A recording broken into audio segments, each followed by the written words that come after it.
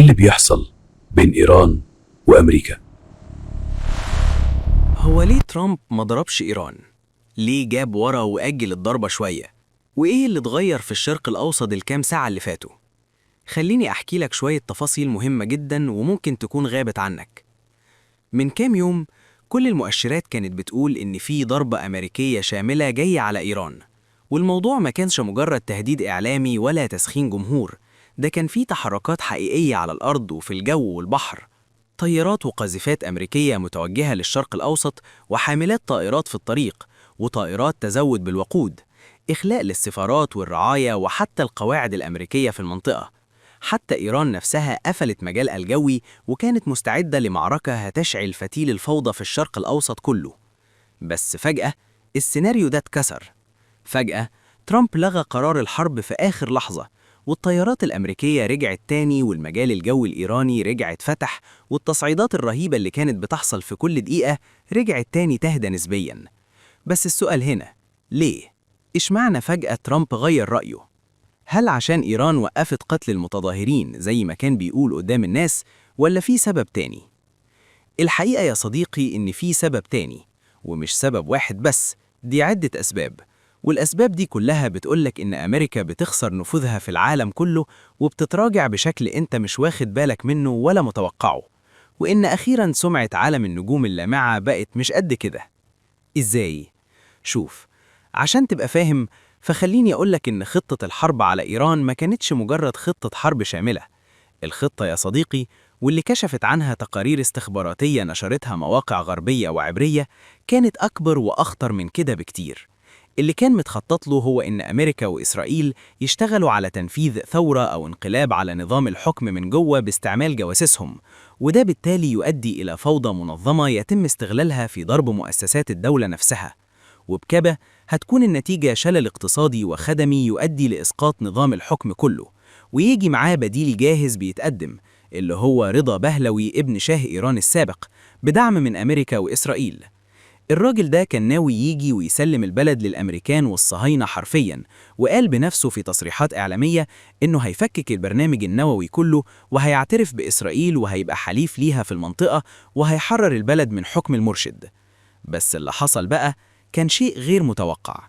فجأة الصين اتدخلت من باب محدش شايفه، وقدرت من خلال قدراتها التقنية إنها تعطل تقنيات الرصد والاتصال، وساعدت إيران بالتعاون مع روسيا في تعطيل شبكة ستار لينك اللي فتحها إيلون ماسك جوه البلد بعد وقف خدمات الإنترنت. وبكده فاللي حصل كان عمى استخباراتي شامل خلى الشبكات العميلة اللي كانت بتشتغل جوه البلد تبدأ تتكشف ويتم اعتقالها. واللي حصل بعد كده إن الإيرانيين العاديين نفسهم برغم غضبهم من الوضع وسخطهم على النظام وعلى سوء أحوال المعيشة، فهموا إن اللي بيحصل مش ثورة للإصلاح زي ما هم كانوا عايزين، وإن في جهات بتستغل غضبهم عشان تخلق فوضى مصممة لإسقاط بلدهم كلها وتقسيمها. وكان رد فعل كتير منهم إنهم وقفوا فجأة في صف الدولة برغم كل خلافاتهم معاها، مش حباً في النظام لكن رفضاً لإعادة إنتاج نظام الشاه مرة تانية. ومن أول هنا بقى الحسابات اتغيرت.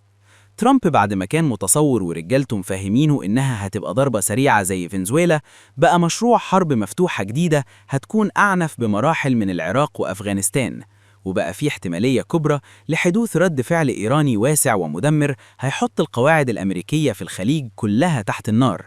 ده غير مضيق هرمز اللي هيتقفل، وأسعار النفط اللي هتولع، والأسواق العالمية اللي هتدخل في صدمة لا تحتمل. وفوق كل ده ترامب كان هيضطر يتعامل مع كل التبعيات دي من غير غطاء إقليمي. إزاي؟ عشان دول الخليج رفضت فتح أجواءها لاستهداف أو قصف إيران، والسعودية وعمان وقطر وتركيا ومصر كلهم اتواصلوا مع الإدارة الأمريكية وقالوا لهم إن الضربة الأمريكية دي هتأذي مصالح أمريكا نفسها وهتأذي مصالح المنطقة كمان. ده غير كمان الدعم الروسي والصيني اللي توفر لإيران في الخلفية بعد تقارير غير مؤكدة طبعاً ومستحيل تتأكد بشكل كامل حالياً، اتكلمت عن إن إيران استلمت وسائل دفاع جوي من نوع S-400 المتطور من روسيا، وإن الصين كمان دعمتها بأنظمة دفاع وحرب إلكترونية. وفي كمان كلام قريته على وسائل الاستخبارات مفتوحة المصدر على إكس بيقول إن إيران معاها قدرات صاروخية فرط صوتية كانت هتدمر المنشآت والقواعد الأمريكية وحتى الحاملات الطائرات والمدمرات الأمريكية في البحر. وإن كمان كان في تحذيرات للإدارة الأمريكية إن مفيش كثافة أصول كفاية في المنطقة عشان تقدر تستحمل رد الفعل الإيراني، وإن ثمن الضربة هيكون مكلف جدا إقليميا وممكن يؤذي أو يدمر وجود أمريكا الاستراتيجي في المنطقة. ومن هنا بقى ترامب سأل نفسه سؤال بسيط: هل المكسب يستاهل الثمن اللي هندفعه؟ والإجابة المرة دي كانت لأ، برغم كل الضغط الإسرائيلي ودفعهم للتصعيد مع إيران عشان كانوا شايفين وما زالوا شايفين إن الحرب الشاملة الإقليمية هتخدم مصالحهم وتطلعاتهم للتوسع وإقامة إسرائيل الكبرى، حتى لو دفعوا مقابل ده ثمن بشري داخلي. فترامب لغى القرار وأجل الضربة شوية لحد ما يقدر يشوف إزاي ينفذها بدون ما يتكبد خسائر فادحة. وهنا مهم قوي تعرف وتبقى فاهم إن القرار ده مش عشان خايف، ولا عشان هو طيب، ولا عشان هو خلاص صرف نظر عن الفكرة. لأ، السبب هو إنه فهم إن إيران مش سهل تنكسر بالضربة اللي هو كان مخطط لها، وإن أي استعراض قوة أمريكي المرة دي ممكن يتحول لمستنقع طويل هيغرز فيه ومش هيعرف يطلع.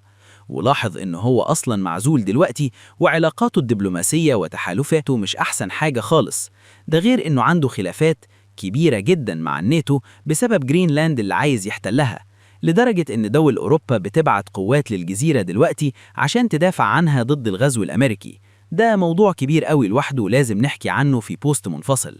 فاللي حصل في النهاية هو إن الضربة اتلغت في آخر لحظة، والطيارات رجعت والمجال الجوي اتفتح والتصعيد الإعلامي هدي شوية، واتقال إن في فرصة دبلوماسية، بس الحقيقة إن دي مجرد إعادة تموضع ودراسة للموقف الاستراتيجي، مش نهاية القصة. ترامب يا صديقي ما انسحبش، هو بس بدل الأدوات من قصف بالطيران والصواريخ لضغط سياسي واقتصادي ومناقشات ومفاوضات، لأن المواجهة دلوقتي خلاص ما بقتش بس مع إيران، دي إيران ومن وراها روسيا والصين، والثمن دلوقتي وبالشكل الحالي للموقف اللي احنا فيه على الأرض هيكون أعلى بكتير من أي مكسب ممكن ياخده. طب إيه المتوقع في اللي جاي؟ آخر أخبار بيتم تداولها حالياً هي إن الضربة لم يتم إلغائها، وإنما تم تأجيلها، وحالياً ما زالت في تجهيزات لتصعيدات قادمة في الشرق الأوسط بخصوص إيران، لكن غالباً مش هتكون دلوقتي، وهتحصل يا إما في آخر شهر يناير أو في شهر مارس، وأدينا هنشوف الوضع ساعتها هيكون اتغير ولا لسه زي ما هو. في النهاية هسيب لك مصادر للتفاصيل في الكومنتات تحت كالعادة، ولو وصلت لهنا ما تنساش تعمل شير للبوست عشان التفاصيل توصل لغيرك ويعرفوا إيه اللي حصل في خلال ال 48 ساعة اللي فاتوا. شكراً.